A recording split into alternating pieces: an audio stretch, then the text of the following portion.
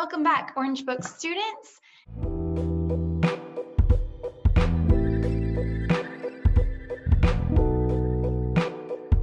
Thank you so much for having patience with me as our family transitions from Mexico back to the United States in the wonderful state of North Carolina. Here we are in my classroom where I teach English and Spanish, and I want to give you a really quick tour so you can see where I'm at right now. My school is called Western Carolina Language Institute. I am the institute. Here we have my wonderful maps. Here we have my husband down here. Say hello, Reggie. And all these wonderful Spanish things on the wall. Teaching up in front.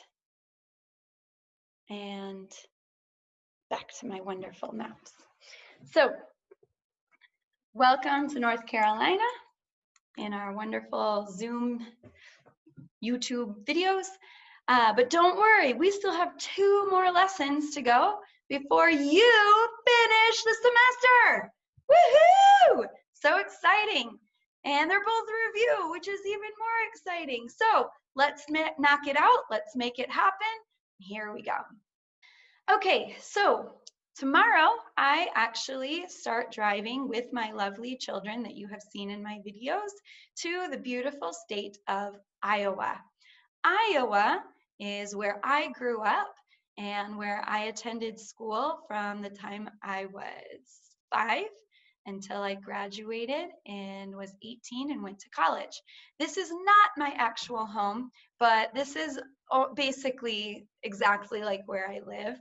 And this is very stereotypical Iowa, beautiful, beautiful state, lots of corn and beans and lots of wide open spaces. So beautiful and quiet and warm in the summer and freezing cold and lots of snow in the winter.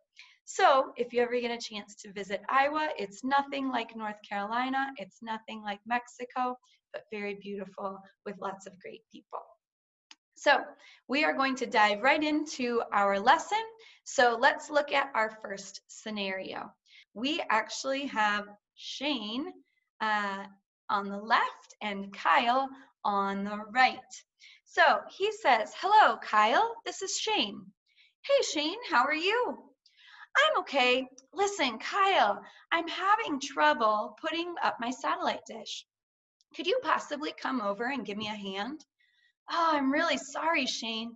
I'm afraid I can't come over right now. I'm sick in bed. If I weren't sick in bed, I'd be glad to help you put it up. Don't worry about it. If I had known you were sick in bed, I wouldn't have called you in the first place. So there are a few different things going on in this situation. So first of all, Kyle calls Shane, or Shane calls Kyle. They say hello, and then he says, listen, oye, listen, I'm having some trouble, or I'm having trouble, or I'm having a little trouble. All of those are great options. Putting, and so here you need the gerund, ing, ing, putting up my satellite. So I'm having trouble with a gerund. I'm having trouble understanding the English lesson. I'm having trouble starting a fire for the bonfire tonight. I'm having trouble disciplining my children. Could you possibly come over and give me a hand? So this is like, puedes venir, but could you, or the person that you want to have help? Could she, could Maria, could Carlos, could Sela, could this person possibly, maybe, would it be possible that they come? And it's always going to be in the infinitive. So even if I'm asking if Maria can come, could Maria possibly come? I wouldn't say comes. Could she listen to the music with me? Could he read the lesson to me in Spanish? So anytime you're using third person singular, you will not conjugate it. You will use the infinitive verb form. Then finally, give will always also be in the infinitive. It will never be gives. Give me a hand. So this is, can you help me? ¿Me puedes ayudar? Can you give me a hand? You're obviously not literally asking for a hand. You're asking for help and hoping that they are available. So I'm really sorry. I'm afraid I can't come over right now. Obviously here, they are not saying, yo tengo miedo. There's no actual fear. It's an expression, I'm afraid I can't. It's really like saying, I'm sorry, but I can't. I'm afraid I can't help you. I'm afraid I'm busy. I'm afraid she's unavailable. I'm afraid they're not here. So it doesn't actually mean that there's fear. It's more like, I'm sorry, but. And then this second part you guys have done in the last couple lessons. What is the reason? I'm sick in bed. If I weren't sick in bed, I'd be glad, or I'd be more than happy to help you, or I'd be more than willing to help you. Don't worry about it, por favor. No pasa nada. Don't worry about it. If I had known you were sick in bed, I wouldn't have called you in the first place. I never would have called you. I never would have done this in the first place if I had known that. In the first place is another expression meaning never would I have done something. I wouldn't have done it first if I had known. But really we would say, I never would have done this in the first place if blah, blah, blah, blah, blah. So let's see if you can practice this using a couple more examples. All right, so here we have Michael calling Jasmine. Michael needs to figure out his math homework, but Jasmine has to finish her history paper.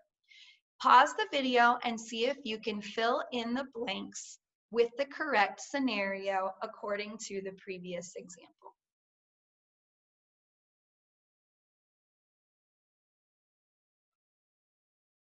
Okay, ready? Here are the answers. Hello, Jasmine. This is Michael. Hi, Michael. Listen, Jasmine, I'm having trouble figuring out the math homework. Could you possibly come over and give me a hand? Oh, I'm really sorry, Michael. I'm afraid I can't come over right now. I have to finish my history paper. If I didn't have to finish my history paper, I'd be glad to help you figure out the math homework. Don't worry. If I had known you were finishing your history paper, I wouldn't have called you in the first place. Yeah. Here we have Reggie calling Carly because Reggie's trying to teach a WCLI youth class.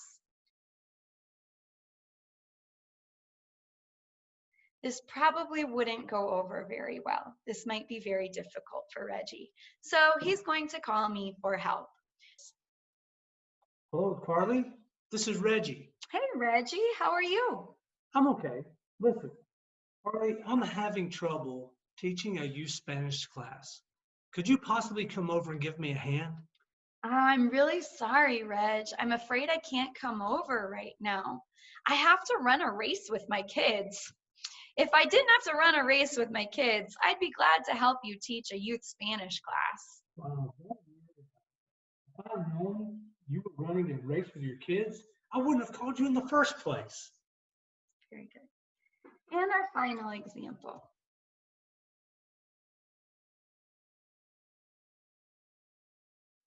Here we go. All right. Here, Carly is calling Reggie because she has the problem that she can't finish all of her tres leches.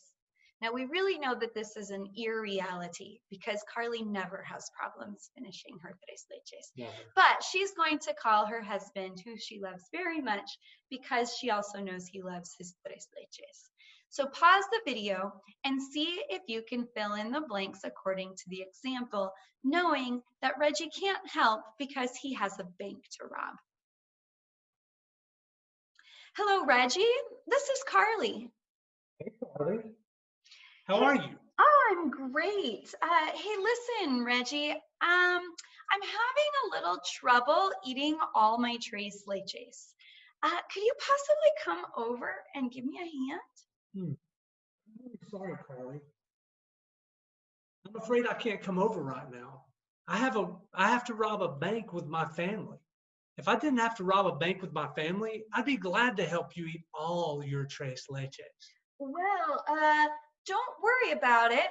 If I had known that you were robbing a bank with your family, I never would have called you in the first place. All right, so for your homework, I actually don't really know what it is. It's the last workbook pages in the chapter. For bonus homework, please locate the states of North Carolina, Iowa, and Alabama on the map of the United States. Because after we go to Iowa, we're actually going to drive to Alabama, where Reggie is from, and visit his family. And please send me an audio of you saying the capital cities of each of these states, because they're kind of hard. So you might need to look for them and find them in an audio. Bonus homework. What is Iowa famous for? My beautiful state of Iowa, what are we famous for? I hope you can guess. And then finally, the real bonus homework. Tell me about a time when someone asked you for help, but you were unable because you were busy doing something else. So thank you to Jesse and Deanna for the bonus homework for this week. I love you guys. I miss you very much. And I will hopefully see you in the next lesson. Thank you so much. Have a wonderful night.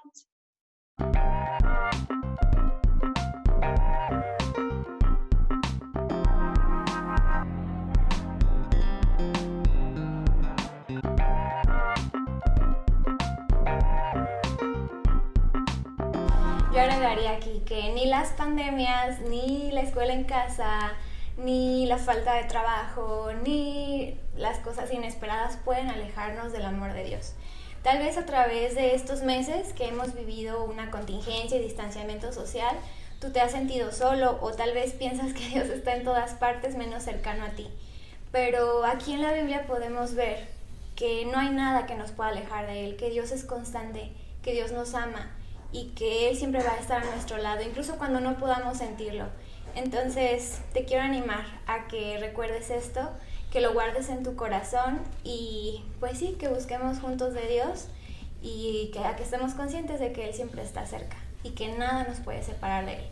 Y que estemos conscientes de que Él siempre está cerca y que nada nos puede separar de Él. Esa es mi oración para ti el día de hoy y bueno, que Dios te bendiga.